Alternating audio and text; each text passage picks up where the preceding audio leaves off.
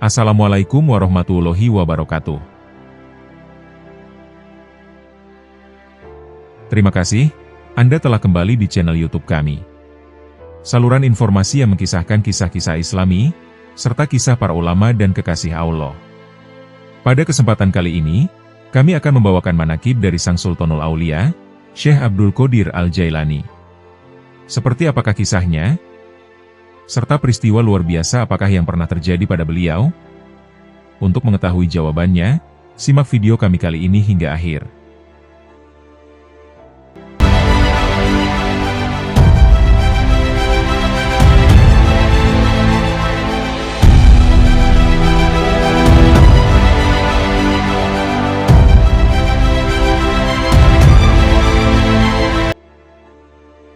Syekh Abdul Qodir Al-Jailani merupakan wali besar yang lahir di Jailan pada tanggal 1 Ramadan 470 Hijriah, atau yang bertepatan pada tahun 1077 Masehi.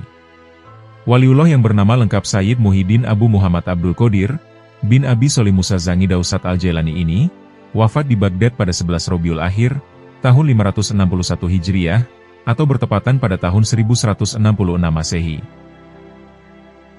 Syekh Abdul Qodir Al-Jailani semasa hidupnya dikenal pendiri Thariqah Qodiriyah. Jamaahnya tersebar di berbagai negara, salah satunya adalah di Indonesia. Bahkan Thariqah Syekh Abdul Qodir Al-Jailani ini menjadi salah satu thariqah terbesar di dunia.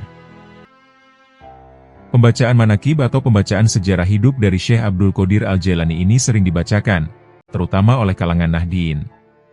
Bahkan, tradisi manaqiban dengan membaca sirah perjalanan Syekh Abdul Qodir Al-Jailani ini, sudah menjadi rutinitas dalam pengajian mingguan atau bulanan. Pada kesempatan kali ini, akan kami bacakan manaqib dari Sultanul Aulia, Syekh Abdul Qodir Al-Jailani. Pembahasan yang akan kami sampaikan ini, bersumber dari kitab Tafrihul Khotir fi Manaqibis Syekh Abdul Qodir, dan juga dari kitab Uqudul Laili fi Manaqibil Jaili.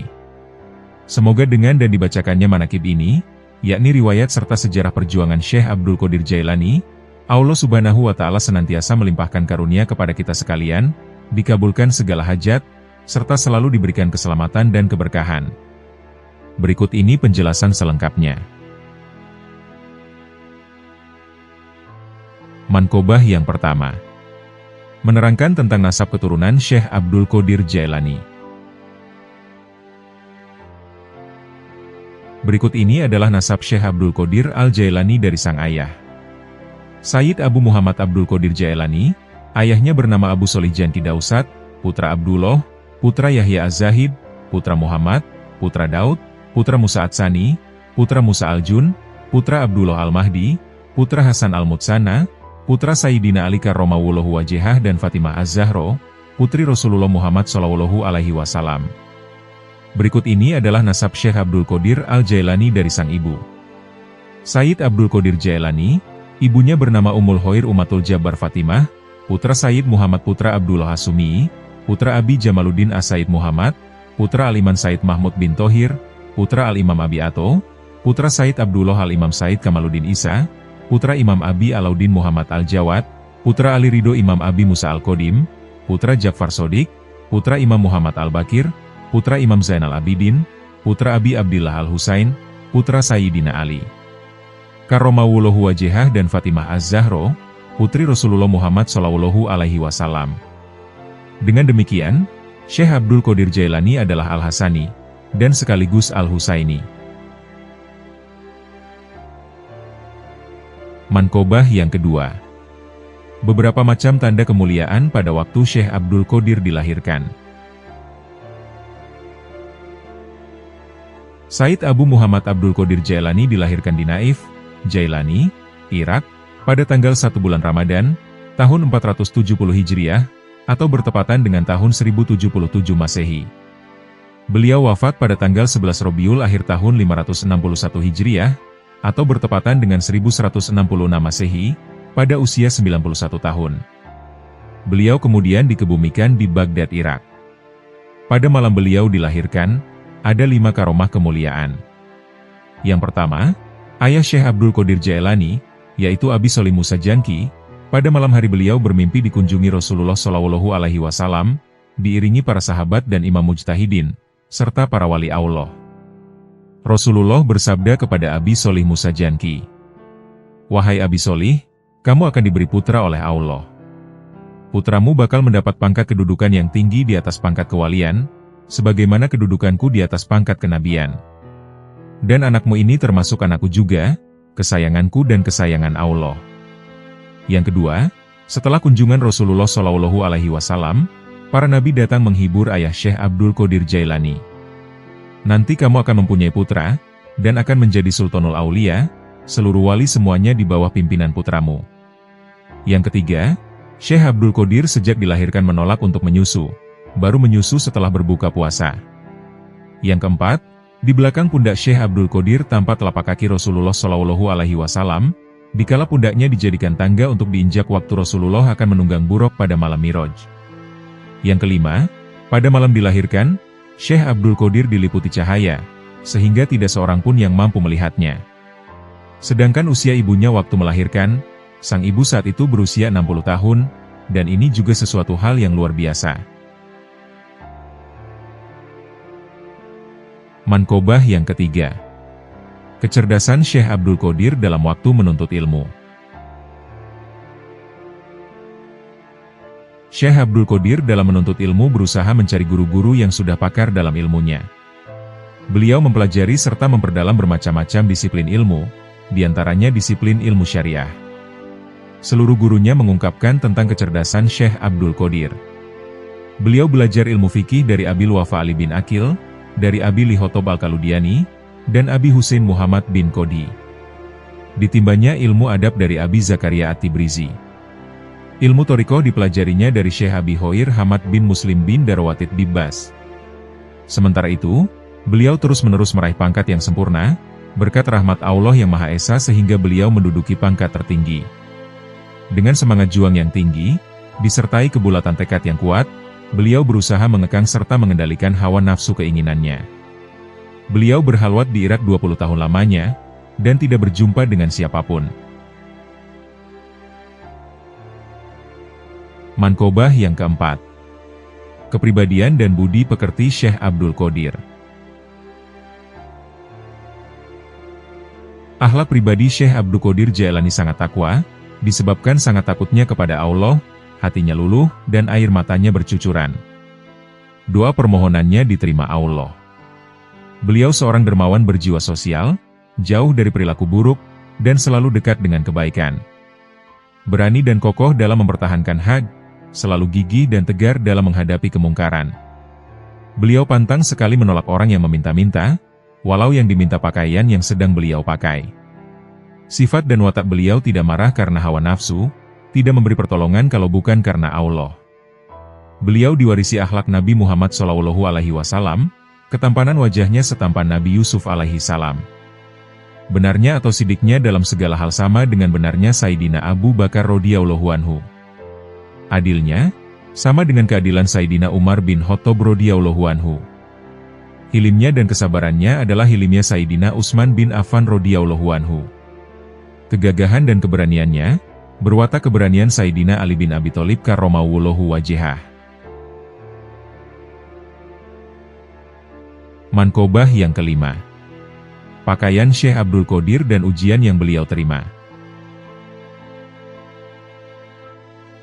Pakaian Syekh Abdul Qadir yaitu jubah dari bulu domba yang kasar, di kepala beliau dililitkan sebuah kain. Dikala beliau berjalan walaupun jalan yang dilaluinya banyak durinya, beliau jarang beralas kaki, tidak memakai terompah apalagi sepatu. Makanannya cukup hanya makan buah-buahan dan dedaunan. Dan kebiasaan beliau, tidak tidur dan tidak minum air kecuali hanya sedikit saja, dan pernah dalam waktu yang lama, beliau tidak makan. Kemudian beliau berjumpa dengan seseorang yang memberikan sebuah pundi-pundi, yang berisikan sejumlah uang dirham. Sebagai pemberian hormat kepada pemberinya, beliau mengambil sebagian uang tadi untuk membeli roti dan bubur, kemudian duduklah beliau untuk memakannya. Tiba-tiba ada sepucuk surat yang tertulis demikian. Sesungguhnya syahwat-syahwat itu adalah untuk hamba-hambaku yang lemah, untuk menunjang berbuat taat. Adapun orang-orang yang kuat itu seharusnya tidak punya syahwat keinginan. Maka setelah membaca surat tersebut, beliau tidak jadi makan. Kemudian beliau mengambil sapu tangannya, lalu meninggalkan makan roti dan bubur tadi. Beliau kemudian menghadap kiblat serta sholat 2 rakaat.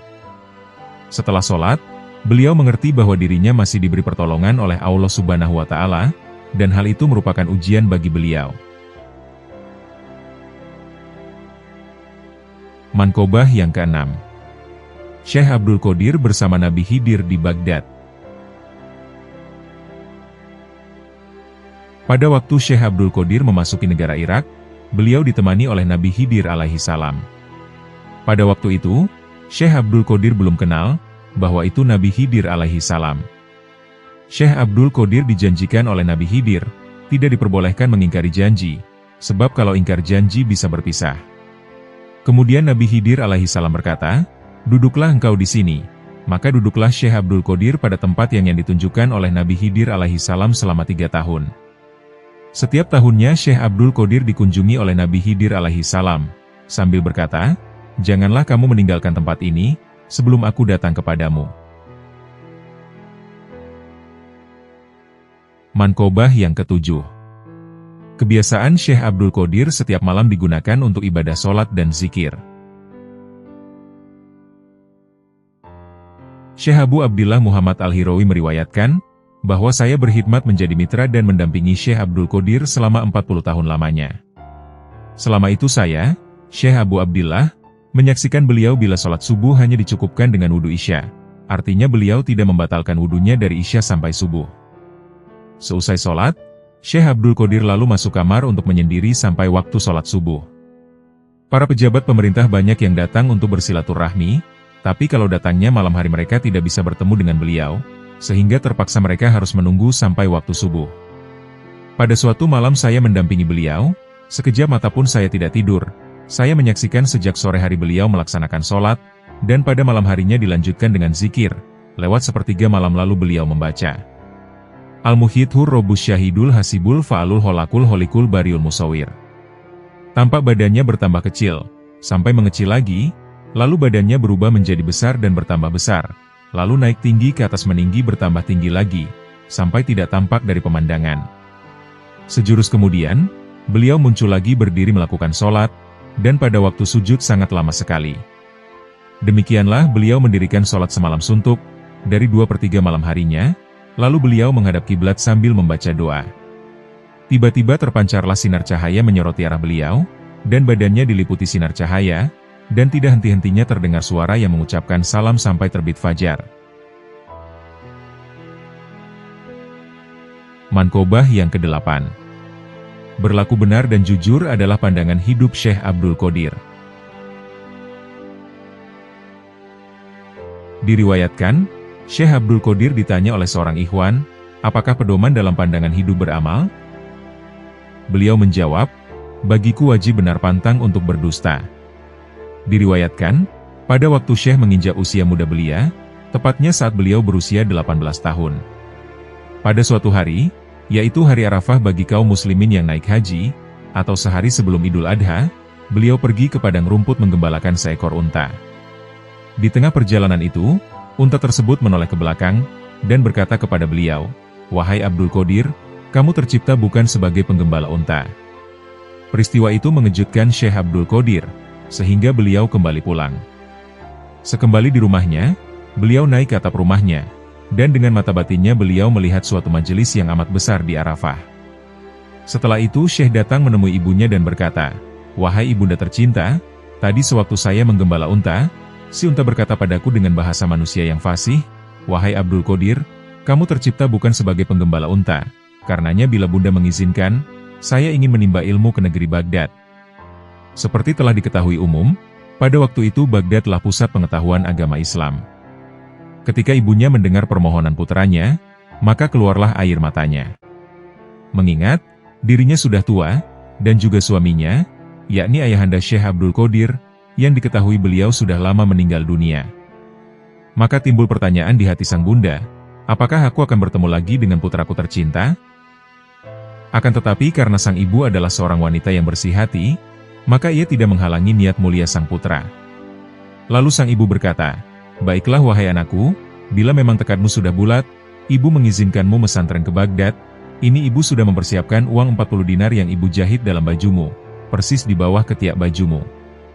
uang ini adalah peninggalan almarhum ayahmu.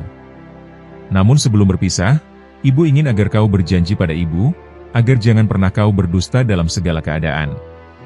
Syekh Abdul Qadir pun mempersembahkan janjinya pada sang bunda. Saya berjanji untuk selalu berkata benar dalam segala keadaan, wahai ibunda. Kemudian berpisahlah ibu dan anak tersebut dengan hati yang amat berat. Setelah beberapa hari kafilah berangkat, dan Syekh Abdul Qadir turut pula di dalamnya berjalan dengan selamat, maka tatkala kafilah itu hampir memasuki kota Baghdad, di suatu tempat yang bernama Hamdan, tiba-tiba datang segerombolan perampok. 60 orang penyamun berkuda merampok kafilah itu habis-habisan. Semua perampok tadi tidak ada yang memperdulikan, menganiaya atau bersikap bengis kepada Syekh Abdul Qadir, karena beliau nampak begitu sederhana dan miskin. Mereka berprasangka bahwa pemuda itu tidak punya apa-apa. Kemudian ada salah seorang penyamun datang bertanya, wahai anak muda, apa yang kau punyai? Kemudian Syekh Abdul Qadir menjawab, saya punya uang 40 dinar. Mana mungkin tampang miskin begini mengaku kaya? Dasar anak miskin, hardik si penyamun sambil berjalan meninggalkan Syekh Abdul Qadir muda. Lalu si penyamun menghadap kepala rampok, sambil mengadu, wahai ketua, tadi ada pemuda miskin, ia mengaku mempunyai 40 dinar, namun kami tidak ada satupun yang percaya kepadanya. Dasar bodoh, bukannya kalian buktikan, malah dibiarkan? Cepat bawa pemuda itu ke sini, bentak si kepala rampok pada anak buahnya. Lalu Syekh Abdul Qadir muda dihadapkan kepada pimpinan rampok, dan ditanya oleh ketua rampok, wahai anak muda, apa yang kau punyai?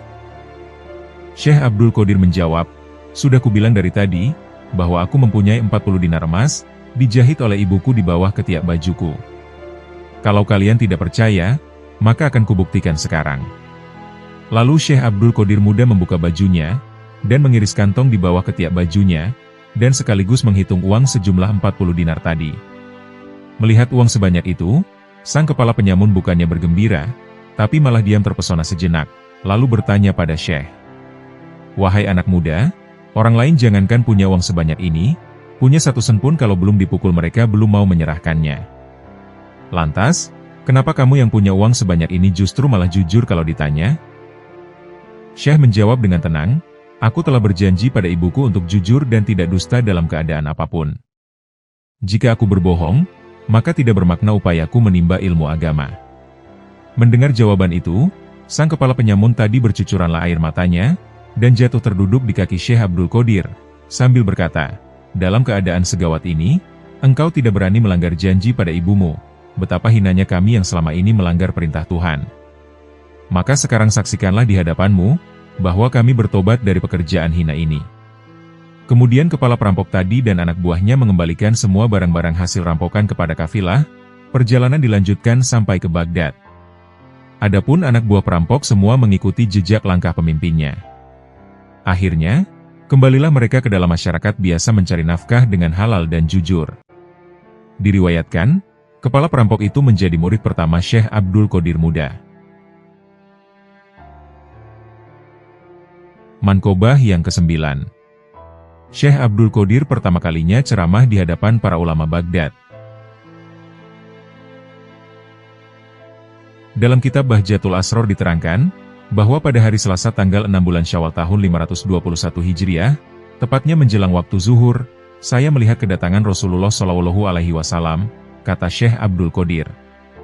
Beliau lalu bersabda kepadaku, wahai anakku, mengapa kamu tidak segera memberikan pengajian pada jamaah pengajian itu? Lalu Syekh Abdul Qadir mengemukakan alasannya. Ya Rasulullah, bagaimana saya bisa memberikan pengajian? Sebagaimana diketahui bahwa saya ini adalah orang ajam, sedangkan mereka para alim ulama Baghdad yang akan kuhadapi, mereka sangatlah fasih dalam berbahasa Arab.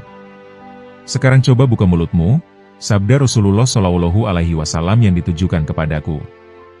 Lalu saat itu pula saya membuka mulut, kemudian diludahinya mulutku sebanyak 7 kali oleh Rasulullah SAW. Beliau bersabda, mulai sekarang silahkan kamu mengajar, ajaklah mereka menuju Tuhanmu dengan jalan hikmat dan kebijaksanaan, berikan nasihat dengan tuntunan dan tutur kata yang baik. Setelahnya beliau menghilang dari pandanganku, dan setelah kejadian itu lalu saya melaksanakan sholat zuhur. Tidak berapa lama kemudian saya melihat orang-orang berdatangan dari beberapa arah, mereka berbondong-bondong menuju madrasahku. Menghadapi kejadian ini saya menjadi gugup, badan terasa menggigil, dagu menggeletar, gigi gemeretak, hatiku berdebar-debar. Dan anehnya lagi, mulutku terasa terkunci, dan bahkan tidak bisa berbicara. Menghadapi kebingungan ini, tiba-tiba terlihat Sayyidina Ali langsung berdiri di hadapanku sambil bertanya, "Mengapa kamu tidak segera memulai pengajian?" Dengan penuh hikmat saya menjawab, "Saya menjadi kaku dan gugup, saya tidak bisa berbicara menghadapi orang banyak." Lalu beliau menyuruh padaku untuk membuka mulut. Setelah mulutku dibuka agak ternganga, lalu diludahinya mulut saya sebanyak 6 kali.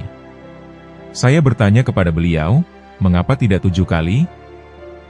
Beliau menjawab, "Karena menghormati kepada yang lebih tinggi kedudukannya, yakni Rasulullah Shallallahu Alaihi Wasallam."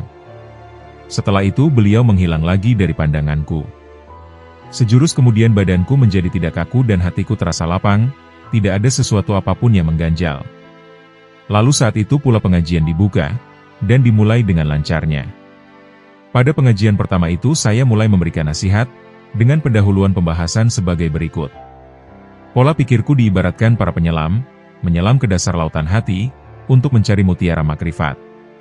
Setelah kuperoleh, lalu aku muncul ke permukaan tepi pantai lautan dada, lalu para pialang melalui para penerjemahnya menawarkan dagangannya, dan mereka membeli dengan nilai ketaatan, ketakwaan yang baik. Firman Allah dalam Al-Quran, pelita itu dalam rumah-rumah, masjid, yang sudah diizinkan Allah menghormatinya dan menyebut namanya dalam rumah itu, serta bertasbih di dalamnya pagi dan petang. Quran Surat An-Nur, ayat 36. Mankobah yang ke-10. Para ulama Baghdad berkumpul di Madrasah Syekh Abdul Qadir, dengan membawa masalah yang berbeda. Syekh Abu Muhammad Al-Mufarraj meriwayatkan, pada waktu saya ikut hadir di majelis Syekh Abdul Qadir, 100 orang ulama Baghdad telah berkumpul. Masing-masing dari mereka telah membawa berbagai masalah, untuk menguji kealiman Syekh Abdul Qadir Al-Jailani. Lalu beliau menundukkan kepalanya, maka tampaklah oleh mereka cahaya laksana kilat keluar dari dada beliau. Kemudian cahaya itu menghampiri dada tiap para ulama tadi. Spontan mereka menjadi gemetar, kebingungan, dan nafas mereka naik turun. Lalu mereka berteriak dengan teriakan yang sama. Baju yang mereka pakai mereka robek-robek sendiri. Demikian pula sorban yang mereka pakai, mereka lemparkan sendiri, lalu mereka mendekati kursi Syekh Abdul Qadir, dan dipegangnya kaki beliau, lalu masing-masing bergiliran meletakkan kaki Syekh di atas kepala mereka. Pada saat itu, suasana menjadi gaduh dan hiruk-pikuk. Lalu Syekh memeluk dan mendekap para alim ulama itu seorang demi seorang, dan masalah yang akan dikemukakan mereka satu persatu dijawabnya dengan tepat dan jelas, serta memuaskan. Mereka menjadi tercengang serta kagum, atas kepintaran dan kehebatan Syekh Abdul Qadir dalam menjawab pertanyaan-pertanyaan, yang tadinya akan mereka tanyakan. Mankobah yang ke-11. Telapak kaki Nabi Muhammad memijak pundak Syekh Abdul Qadir pada malam Miraj. Syekh Rashidin Al-Junaidi meriwayatkan, pada malam Miraj, malaikat datang menghadap Rasulullah Shallallahu Alaihi Wasallam sambil membawa buruk. Tampak sekali kaki buruk itu bercahaya laksana bulan, dan paku kasut telapak kakinya bersinar seperti sinar bintang. Dikala buruk itu dihadapkan kepada Rasulullah Shallallahu Alaihi Wasallam, ia tidak bisa diam, dan kakinya bergoyang-goyang seperti sedang menari. Rasulullah Shallallahu Alaihi Wasallam bertanya, "Mengapa kamu tidak diam? Apakah kamu menolak untuk kutunggangi?" Buruk berunjuk sembah, "Tidak wahai kekasih Allah, demi nyawa yang menjadi penebusnya, saya tidak menolak. Namun ada suatu permohonan, nanti pada waktu Rasulullah akan masuk surga, jangan menunggangi yang lain selain saya, dan sendirilah yang akan menjadi tungganganmu." Rasulullah Shallallahu Alaihi Wasallam menjawab, "Baiklah, permintaanmu akan kukabulkan." Buruk masih mengajukan permohonannya, "Ya Rasul Allah, saya mohon agar tangan yang mulia memegang pundakku, untuk tanda bukti nanti pada hari kiamat."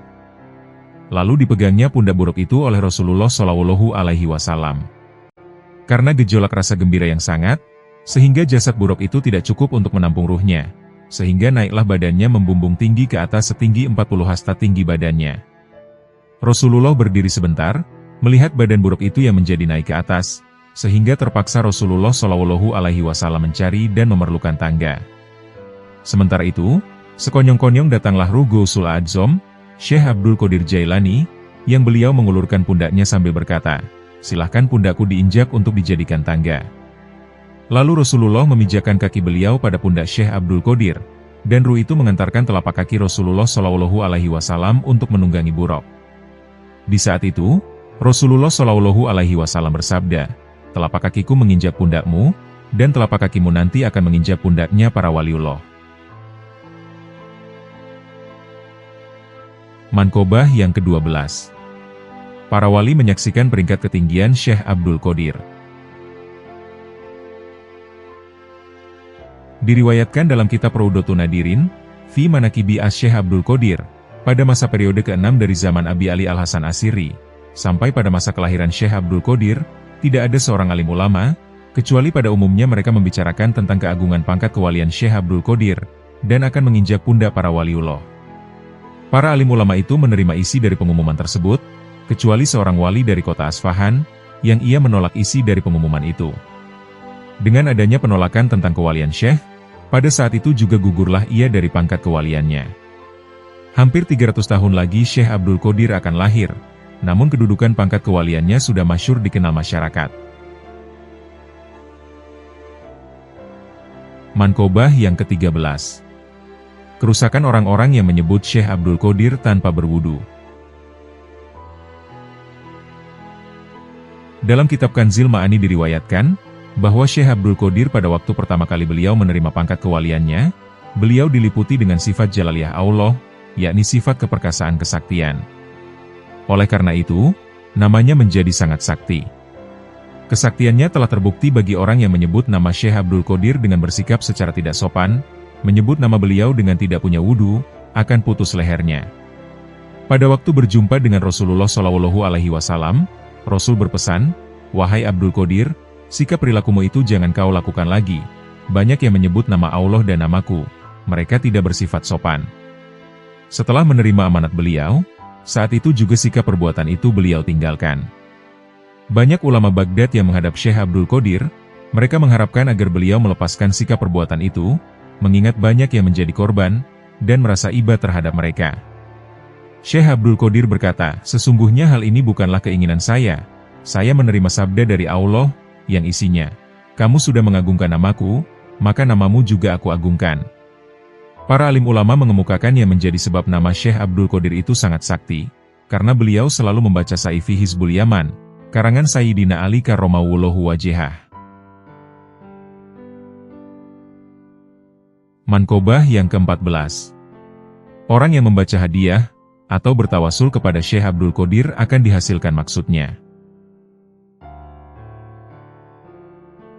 Diriwayatkan oleh guru-guru yang telah mendapat kehormatan, barang siapa yang menyebut nama Syekh Abdul Qadir dengan tidak berwudu, Allah akan menyempitkan rezekinya. Dan barang siapa yang bernazar akan membaca hadiah bagi Syekh Abdul Qadir, maka haruslah segera dilaksanakan, agar kelak jangan disebut orang yang menantang, dan dikhawatirkan akan menerima kutukan. Barang siapa yang bersedekah makanan yang manis-manis pada malam Jumat, lalu dibagikan pada fakir miskin, dan sebelumnya membaca hadiah bertawasul dengan membaca Fatihah kepada Syekh Abdul Qadir, lalu dimohonkan karomah dan syafaatnya, insya Allah akan dihasilkan segala maksudnya, dan ia akan mendapat pertolongan dari Allah. Barang siapa yang membaca Fatihah berhadiah kepada Syekh Abdul Qadir, maka bagi orang tersebut akan diberikan kelapangan, dan ia akan dikeluarkan dari segala kesulitan dunia dan akhirat. Barang siapa yang menyebut nama Syekh Abdul Qadir dengan mempunyai wudu dengan keikhlasan, serta mengagungkan dan menghormati kepada beliau, maka Allah akan melimpahkan kegembiraan pada hari itu baginya, serta akan dilebur dosa-dosanya. Manqobah yang ke-15. Nama Syekh Abdul Qadir seperti Ismul Adzam. Di dalam kitab Hakokul Hakau diriwayatkan, bahwa ada seorang perempuan datang menghadap Syekh Abdul Qadir, kemudian ia mengadukan perihal anaknya. "Saya hanya mempunyai seorang anak, kini ia hilang tenggelam ke dasar laut. Saya percaya dengan penuh keyakinan, bahwa Syekh Abdul Qadir bisa mengembalikan lagi anak saya, dan menghidupkan kembali, hidup seperti sedia kala. Untuk hal ini saya mohon pertolongannya." Mendengar keluhan dan permohonan perempuan itu, Syekh Abdul Qadir lalu berkata, "Sekarang juga pulanglah, dan anakmu sekarang sudah berada di rumahmu." Perempuan itu pulang dengan tergesa-gesa, dan setibanya di rumah ternyata anaknya itu masih tidak ada. Sementara itu segera ia menghadap lagi kepada Syekh Abdul Qadir sambil menangis melapor, bahwa anaknya itu tidak ada di rumahnya. Syekh Abdul Qadir berkata, "Sekarang anakmu sudah berada di rumahmu, sebaiknya kamu segera pulang." Perasaan rindu pada anaknya menggebu-gebu, namun setibanya di rumah, lesgi-lesgi anaknya belum juga ada. Dengan penuh keyakinan, ia tidak merasa putus asa datang lagi menghadap Syekh Abdul Qadir, sambil menangis menjerit-jerit, mohon supaya anaknya itu hidup lagi. Sejenak kemudian Syekh Abdul Qadir menundukkan kepalanya, dan lalu tegak kembali sambil berkata, "Sekarang tidak salah lagi, pasti anakmu saat ini juga sudah berada di rumah." Dengan penuh harap ia pulang menuju rumahnya, dan setibanya di rumah ternyata anaknya dengan selamat hidup kembali, berkat karomah Syekh Abdul Qadir Al-Jailani. Menghadapi peristiwa ini, Syekh Abdul Qadir bermunajat mengadukan halnya kepada Tuhan Yang Maha Kuasa, sambil menumpahkan isi hatinya. "Ya Allah, sungguh saya merasa malu, oleh seorang perempuan sampai 3 kali ia mengadukan hal anaknya. Apa latar belakangnya, dan apa pula hikmah dari segala rahasia keterlambatan ini?" Allah Ta'ala lalu menjawab, "Semua ucapan dan janjimu kepada perempuan itu, kesemuanya itu benar tidak salah. Dan perlu diketahui, pada waktu pertama kamu mengatakan pada perempuan itu, bahwa anaknya Sumah berada di rumah, waktu itu malaikat baru mengumpulkan tulang belulangnya yang berserakan. Dan untuk perkataan dan janjimu yang kedua kalinya, itu juga tidak salah, karena waktu itu seluruh anggota tubuhnya baru utuh kembali, dan baru dihidupkan. Dan untuk yang ketiga kalinya, pada waktu perempuan itu tiba di rumahnya, si anak itu baru diangkat dari dasar laut, dan ia baru saja dikembalikan ke rumahnya."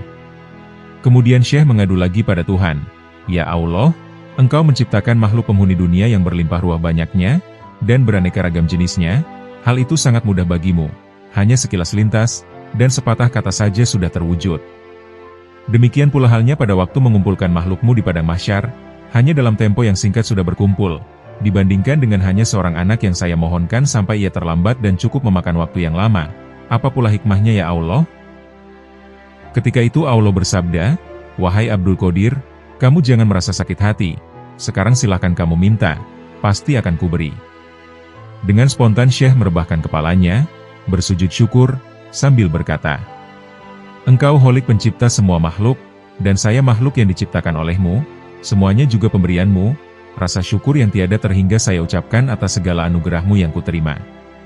Lalu Allah memberi hadiah kehormatan kepada Syekh, dan bersabda, "Barang siapa melihatmu pada hari Jumat, ia akan kujadikan wali, dan kalau kamu melihat ke tanah, tentu akan jadi emas." Syekh Abdul Qadir berkata lagi, "Ya Allah, semua anugerah pemberianmu itu rasanya kurang bermanfaat bagiku, maka saya mohon karuniamu yang lebih bermanfaat dan lebih mulia setelah saya meninggal dunia." Allah Ta'ala bersabda, "Namamu dibuat seperti namaku pada imbalan pahalanya. Barang siapa menyebut namamu, maka pahalanya sama dengan orang yang menyebut namaku." Manqobah yang ke-16.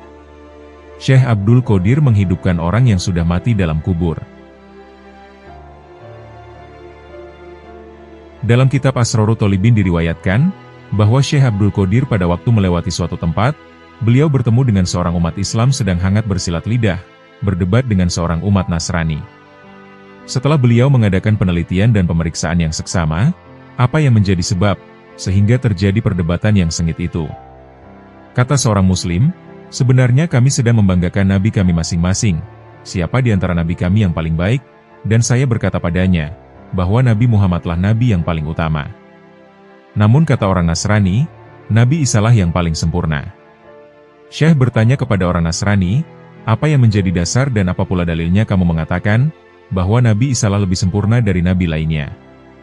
Lalu orang Nasrani itu menjawab, "Nabi Isa mempunyai keistimewaan, beliau menghidupkan kembali orang yang sudah mati." Syekh Abdul Qadir melanjutkan lagi pertanyaannya, "Apakah kamu tahu aku ini bukan nabi? Aku hanya sekedar pengikut dan penganut agama Nabi Muhammad SAW?" Kata orang Nasrani, "Ya benar, saya tahu itu." Lebih jauh Syekh Abdul Qadir berkata lagi, "Kalau kiranya aku bisa menghidupkan kembali orang yang sudah mati, apakah kamu bersedia untuk percaya dan beriman kepada agama Nabi Muhammad SAW?" Orang Nasrani itu menjawab, "Baiklah kalau begitu, saya mau beriman kepada agama Islam jika hal itu benar." Kemudian Syekh Abdul Qadir pun segera membuktikannya. dan berkata, "Kalau begitu, mari kita mencari kuburan." Setelah mereka menemukan sebuah kuburan, dan kebetulan kuburan itu sudah tua, sudah berusia 500 tahun, lalu Syekh Abdul Qadir mengulangi lagi pertanyaannya, "Nabi Isa kalau akan menghidupkan orang yang sudah mati bagaimana caranya?" Orang Nasrani menjawab, "Beliau cukup mengucapkan Bismillah, bangun kamu, dengan izin Allah." "Sekarang kamu perhatikan dan dengarkan baik-baik," kata Syekh Abdul Qadir. Lalu beliau pun menghadap pada kuburan tadi sambil mengucapkan, "Bangun kamu, dengan izinku."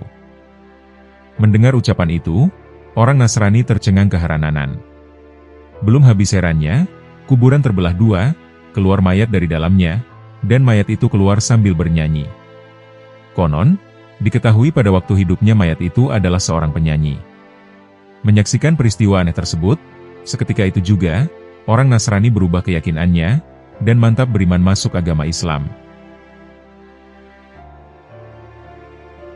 Manqobah yang ke-17. Syekh Abdul Qadir merebut ruh dari malakul maut. Abu Abbas Ahmad Rifai meriwayatkan, ada seorang pelayan Syekh Abdul Qadir meninggal dunia, kemudian istrinya datang menghadap beliau, mengadukan halnya sambil menangis. Maka terbitlah belas kasihan dalam hati beliau karena ratap tangis itu. Lalu pada sore harinya, terbanglah beliau ke angkasa, mengejar malaikat maut yang sedang ke langit membawa keranjang maknawi penuh berisi ruh manusia, yang baru saja menyelesaikan tugasnya mencabut nyawa orang pada hari itu. Kemudian beliau meminta kepada malaikat maut supaya menyerahkan kepada beliau nyawa muridnya, atau mengembalikan nyawa tersebut pada badannya semula. Namun permintaan itu ditolak oleh malaikat maut. Karena penolakan itu, beliau merebut dan menarik keranjang maknawi, maka tumpahlah semua nyawa yang ada dalam keranjang. Nyawa-nyawa itu pun kembali ke jasadnya masing-masing. Menghadapi peristiwa ini, malaikat dengan segera mengadukan halnya kepada Tuhan Yang Maha Esa. "Ya Allah, Engkau mengetahui tentang kekasihmu dan walimu Abdul Qadir." Allah bersabda, "Memang benar, Abdul Qadir itu adalah kekasihku, karena tadi nyawa pelayannya tidak kamu berikan. Akibatnya seluruh ruh itu terlepas, dan sekarang kamu menyesal karena kamu tidak memberikannya." Manqobah yang ke-18. Berkat karomah Syekh Abdul Qadir, bayi perempuan menjadi bayi laki-laki. Syekh Hawat Al-Qadiri meriwayatkan, ada seorang laki-laki datang menghadap Syekh Abdul Qadir, dengan permohonan ingin memperoleh anak laki-laki, karena Syekh Abdul Qadir tempat berlindungnya orang banyak, dan doanya selalu diterima Allah Subhanahu wa Ta'ala. Kata Syekh Abdul Qadir, "Permohonanmu itu wajar-wajar saja, nanti juga kamu akan memperoleh anak laki-laki." Mendengar pernyataan yang menggembirakan itu, setiap hari ia selalu hadir di madrasah majelis taklim Syekh Abdul Qadir. Beberapa hari kemudian istrinya melahirkan anak bayi perempuan, lalu dengan segera ia membawa bayi itu menghadap Syekh Abdul Qadir. Sambil menyerahkan bayinya, ia berkata diiringi keluhan, "Dari dahulu saya selalu mengharap ingin memperoleh anak lelaki, namun kenyataannya kini saya malah mendapatkan bayi perempuan, bukan bayi laki-laki." Kata Syekh Abdul Qadir, "Segera balut burit bayimu itu dan bawa pulang, nanti juga kamu akan memperoleh bayi laki-laki." Setelah mendapat perintah dari Syekh, kemudian dibalutnya bayi itu dengan pemburitan, lalu diemban dibawanya pulang. Setibanya di rumah, dengan penuh pengharapan lalu dibuka pembebat bayinya. Dan dengan diliputi rasa bahagia, si mungil bayi itu berubah menjadi bayi laki-laki, berkat karomah Syekh Abdul Qadir dan seizin Allah yang Maha Kuasa. Manqobah yang ke-19. Diselamatkannya orang yang fasik dari malaikat Munkar Nakir berkat Syekh Abdul Qadir. Diceritakan pada zaman Syekh Abdul Qadir ada orang yang fasik, tetapi sangat mahabbah mencintai Syekh Abdul Qadir. Setelah orang itu meninggal, kemudian di dalam kubur ditanya oleh malaikat Munkar Nakir. Namun jawaban dari orang tersebut hanyalah nama Syekh Abdul Qadir.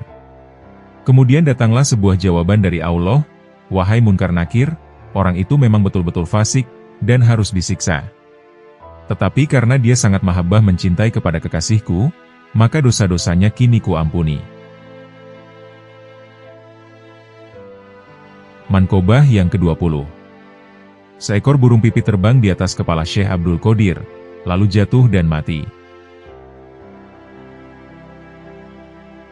Salah satu karomah dari Syekh Abdul Qadir, yakni ketika beliau sedang berwudu, tiba-tiba badannya dikotori oleh seekor burung pipit yang sedang terbang di atas kepala beliau.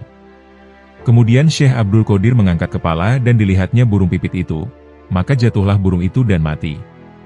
Kemudian pakaian yang sedang beliau pakai yang dikotori tadi lalu dicucinya, dan disedekahkan sebab kematian seekor burung pipit. Syekh Abdul Qadir Al-Jailani berkata, kalau sekiranya kami berdosa karena matinya seekor burung pipit, maka kain ini sebagai kifarotnya.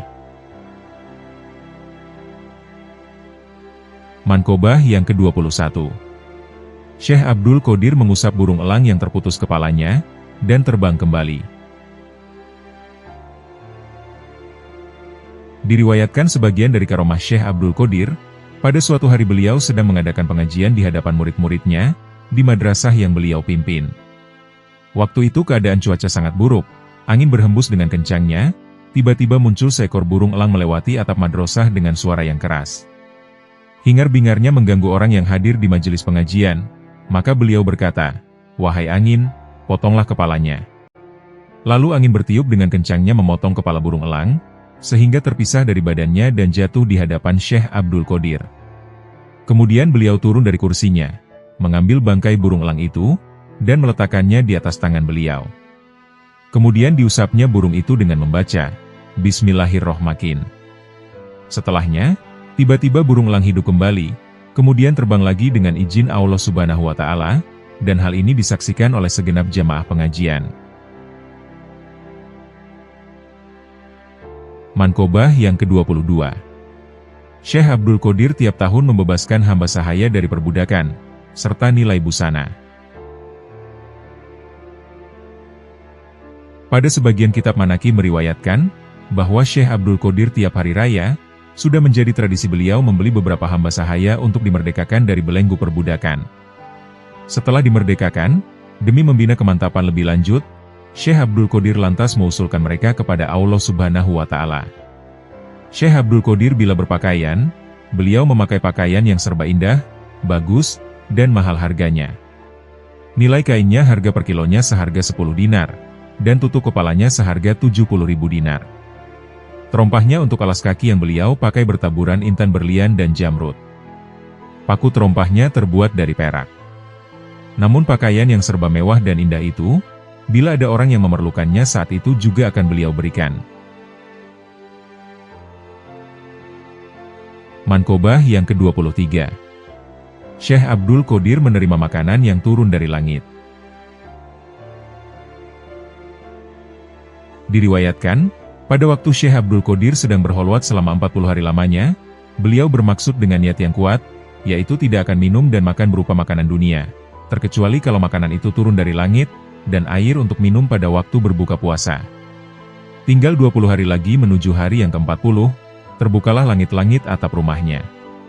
Dikala itu datang seorang laki-laki, membawa wadah tempat buah-buahan yang dipegang dengan kedua belah tangannya, yang berisikan aneka ragam buah-buahan yang langka adanya, yang rupanya bagus serta mengagumkan mata. Lalu dihidangkan kepada Syekh Abdul Qadir, dan beliau berkata, "Ini makanan dari mana?" Sang lelaki pembawa tadi menjawab, "Ini dari alam malakut, dan jamuan ini untuk Syekh Abdul Qadir." Syekh Abdul Qadir lantas menjawab, "Jauhkan wadah itu dari pandanganku, karena emas dan perak diharamkan oleh Rasulullah Shallallahu Alaihi Wasallam." Kemudian wadah yang terbuat dari emas dan perak itu dibawa kembali. Pada waktu akan berbuka puasa, datanglah malaikat berkunjung sambil berkata, "Wahai Syekh Abdul Qadir, ini jamuan dari Allah Subhanahu wa Ta'ala." Disodorkanlah baki yang penuh diisi makanan, lalu beliau terima, dan beliau makan bersama-sama dengan para pelayannya. Mankobah yang ke-24. Masyarakat yang menderita penyakit TUN, sembuh dengan rumput dan air madrasah Syekh Abdul Qadir. Para ulama meriwayatkan, pernah terjadi pada zaman Syekh Abdul Qadir telah berjangkit wabah penyakit TUN atau kolera, sehingga ratusan ribu orang yang meninggal dunia.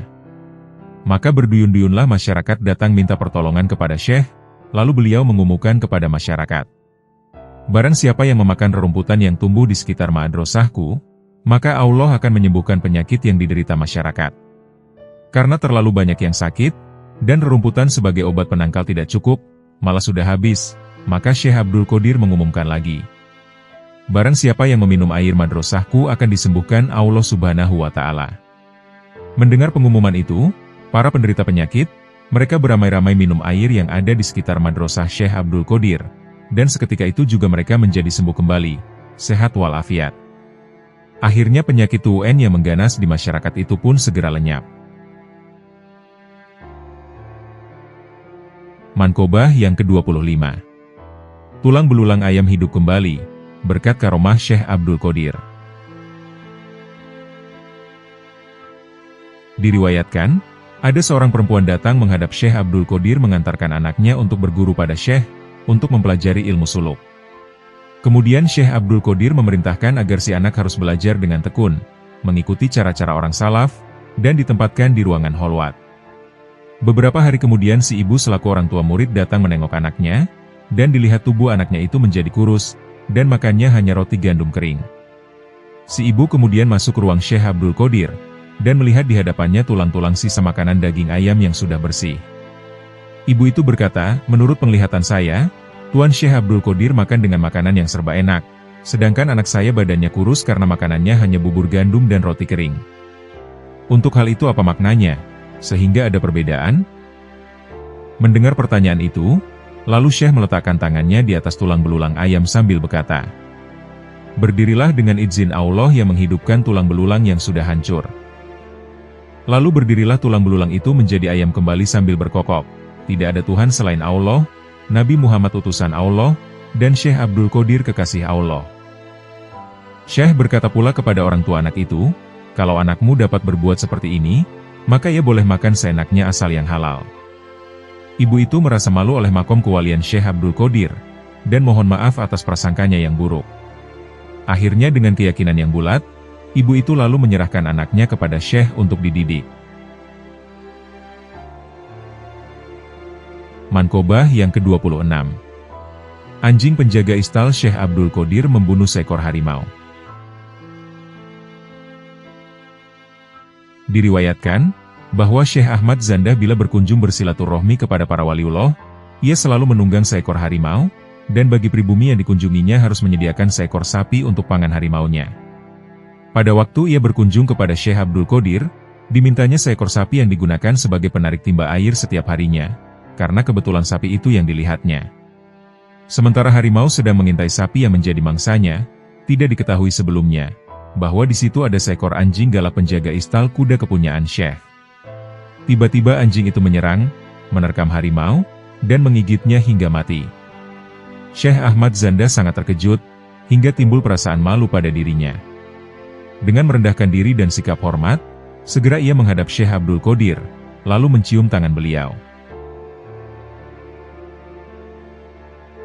Mankobah yang ke-27. Syekh Abdul Qadir membeli 40 ekor kuda untuk cadangan obat orang sakit.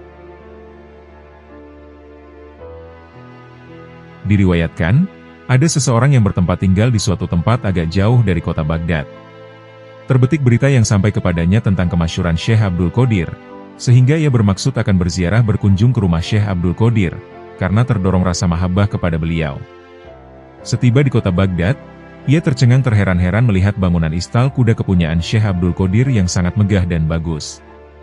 Yang mana, papan lantai istalnya dibuat dari emas dan perak, pelananya dibuat dari sutra dewangga yang indah warnanya, kudanya ada 40 ekor, yang semuanya bagus dan mulus, sehingga kebagusannya tidak ada tolak bandingannya. Terlintas dalam hatinya prasangka yang kurang baik, bisikan hatinya berbicara. Konon dikatakan orang dia adalah seorang wali, tetapi mengapa kenyataannya jauh berbeda sekali? Nampak ia seorang penggemar pencinta dunia. Di mana ada seorang wali yang cenderung mencintai dunia? Sikap perilaku semacam begini tidak pantas diberikan gelar waliullah kekasihnya Allah. Semula ia ingin bertemu dengan Syekh, namun seketika itu juga dibatalkan niatnya tadi, lalu ia bertamu kepada seseorang di kota itu. Selang beberapa hari kemudian ia jatuh sakit, dan penyakitnya sangat parah. Tidak ada seorang dokter pun di kota itu yang mampu mengobati penyakitnya. Kebetulan ada seorang ulama ahli hikmah, dan ia memberi petunjuk tentang obatnya. Menurut diagnosa, penyakitnya itu sangat rumit, sulit untuk bisa sembuh, kecuali kalau diobati dengan terapi hati kuda sebanyak 40 hati kuda, baru bisa sembuh. Namun dengan persyaratan, Kudanya harus mempunyai sifat dan bentuk khas tertentu. Di antara mereka ada yang memperhatikan, dan menyarankan segera menghubungi Syekh Abdul Qadir, karena beliaulah yang memiliki beberapa ekor kuda, dan mempunyai sifat bentuk khas yang diperlukan itu. Mintalah kepada beliau pertolongan dan bantuannya, sebab beliau seorang dermawan dan suka memberi pertolongan. Di waktu mereka menghadap Syekh Abdul Qadir, dengan sukarela beliau mengabulkan permintaan mereka. Akhirnya, setiap harinya disembelih seekor kuda untuk diambil hatinya, sehingga kuda yang 40 ekor itu habis semuanya. Dengan pengobatan 40 hati kuda, maka sembuhlah orang itu dari penyakitnya, dan ia sembuh sehat seperti sedia kala. Dengan rasa syukur yang tiada hentinya diiringi rasa malu, ia datang menghadap Syekh Abdul Qadir untuk mohon ampunannya. Syekh Abdul Qadir berkata, "Untuk diketahui olehmu, bahwa sejumlah ekor kuda yang kubeli itu sebenarnya cadangan dan bagian untukmu, karena aku tahu bahwa kamu akan mendapat musibah menderita penyakit parah, yang tidak ada obatnya, kecuali harus dengan 40 kerat hati kuda. Aku tahu maksudmu, semula kamu datang berziarah kepadaku, semata-mata didorong rasa cinta kepadaku. Namun waktu itu kamu berprasangka buruk, dan engkau tidak tahu hal yang sebenarnya, sehingga kamu bertamu kepada orang lain." Setelah mendengar penjelasan itu, ia merasa banyak bersalah dan segera ia bertobat. Lalu Syekh Abdul Qadir meluruskan dan memantapkan keyakinannya. Mankobah yang ke-28. Jin dan Setan di bawah kekuasaan Syekh Abdul Qadir. Diriwayatkan, pada waktu Nabi Sulaiman alaihi salam memusatkan perhatian pada renungannya, terlintas dalam hati beliau kekhawatiran terhadap umat nanti di akhir zaman. Kekhawatiran dari gangguan jin dan kenakalan syaiton yang demikian jahatnya, dengan perbuatan yang tidak sopan. Tiba-tiba terdengar suara dari alam gaib, sabda Allah, "Kamu jangan khawatir, sebab nanti akan lahir Nabi penghabisan, yaitu Muhammad Shallallahu Alaihi Wasallam. Dan di antara salah seorang anak cucunya ada yang bernama Abdul Qadir, ia akan diberi kekuasaan menguasai jin dan syaiton, sehingga tidak ada jin dan syaiton yang tidak tunduk kepadanya." Mankobah yang ke-29. Mengampuninya Raja Jin kepada orang yang telah membunuh anaknya. Ulama Baghdad meriwayatkan, bahwa di Baghdad ada seorang ulama. Selepas sholat Jumat, sang ulama dengan diringi para santri-santrinya pergi untuk berziarah ke pemakaman. Di tengah perjalanan, ia menemukan seekor ular hitam yang sedang melata. Dipukulnya ular itu dengan tongkat, sampai ular mati. Setelah ular dibunuh, langsung saja alam sekitar daerah itu diliputi kabut kelam dan menjadi gelap. Para santrinya tambah terkejut, karena gurunya mendadak hilang entah kemana. Mereka berusaha mencari di tiap-tiap tempat, namun tidak ditemukan. Setelah lama mencari, tiba-tiba gurunya muncul kembali dengan pakaian yang serba baru. Mereka heran, dan segera menghampiri gurunya, sambil menanyakan kejadian yang baru saja dialaminya. Kemudian diceritakannya, bahwa asal kejadian itu begini permulaannya. Tadi waktu cuaca gelap, aku dibawa oleh jin menuju sebuah pulau. Lalu aku dibawa menyelam ke dasar laut menuju suatu daerah kerajaan jin, dan aku dihadapkan kepada sang Raja Jin. Pada waktu aku bertemu, ia sedang berdiri di atas singgasana mahligai kerajaannya. Di hadapannya, membujur sesosok mayat di atas panca persada yang sangat indah bentuknya. Kepala mayat itu pecah, darah mengalir dari tubuhnya. Sejurus kemudian, sang Raja Jin bertanya kepada pengawalnya yang membawaku, "Siapa orang yang kau bawa itu?" Para pengawalnya menjawab, "Inilah orang yang telah membunuh putra tuanku Raja." Lalu Raja Jin menatap tajam padaku dengan muka marah. Wajahnya merah padam, dengan geramnya Raja Jin menghardiku. "Mengapa kamu membunuh anakku yang tidak berdosa? Bukankah kamu lebih tahu tentang dosanya membunuh? Padahal kamu katanya seorang ulama yang mengetahui masalah-masalah hukum," ucapnya dengan suara lantang dan muka berang yang menakutkan. Segera aku menjawab menolak tuduhan itu. "Perkara membunuh anakmu aku tolak, apalagi yang namanya membunuh, bertemu muka pun aku belum pernah." Raja Jin menjawab, "Kamu tidak bisa menolak, ini buktinya, para saksinya juga banyak." Lalu dengan tegas tuduhan itu kusanggah, "Tidak, tidak bisa, semuanya bohong, itu fitnah semata." Para saksi jin mengusulkan supaya raja memeriksa darah yang melekat di ujung tongkatnya. Lalu sang raja bertanya, "Itu darah siapa yang ada di tongkatmu?" Aku menjawab, darah ini bekas cipratan darah ular yang kubunuh. Raja Jin berkata dengan geramnya, kamu manusia yang paling bodoh, kalau kamu tidak tahu kalau ular itu adalah anakku.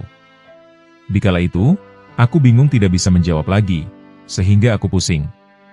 Bumi dan langit terasa sempit, karena sulit mencari jalan pemecahannya. Raja Jin melirik kepada seorang hakim selaku aparatnya, seraya berkata, manusia ini sudah mengakui kesalahannya, ia telah membunuh anakku, kamu harus segera memutuskan hukumannya, yaitu ia juga harus dibunuh. Setelah jatuh keputusan, aku diserahkan kepada seorang algojo. Pada waktu kepalaku akan dieksekusi, pada saat algojo sedang mengayunkan pedangnya ke arah leherku, tiba-tiba muncul seorang laki-laki tampan bercahaya sambil berseru. Berhenti, janganlah kalian bunuh orang ini, dia adalah murid Syekh Abdul Qodir, sambil matanya menatap Raja Jin dengan sorotan tajam. Lalu laki-laki itu berkata, coba apa jawabanmu kepada Syekh Abdul Qodir, kalau beliau marah padamu karena membunuh muridnya? Raja Jin lalu melirik ke arahku sambil berkata, karena aku menghormati dan memuliakan Syekh Abdul Qodir, maka dosamu yang begitu besar kuampuni, dan kamu bebas dari hukuman. Tetapi sebelum kau pulang, kamu harus menjadi imam sholat untuk mensolatkan mayat almarhum anakku, dan bacakanlah istighfar, mohonkanlah ampun atas segala dosanya. Setelah selesai mensolatkannya, pada waktu pulang aku diberi hadiah pakaian bagus, dan diantarkan ke tempat semula tadi. Mankobah yang ke-30. Bisa menolak gangguan jin dan orang jahat, berkat karomah Syekh Abdul Qodir. Syekh Jalal Al-Bukhari meriwayatkan, barang siapa diganggu atau kemasukan jin, supaya dibacakan ke telinga orang itu bacaan, ya Hadrota Syaikh Qutubul Alamin, Muhyiddin Abdul Qodir Al-Jailani. Insya Allah, ia akan segera sembuh.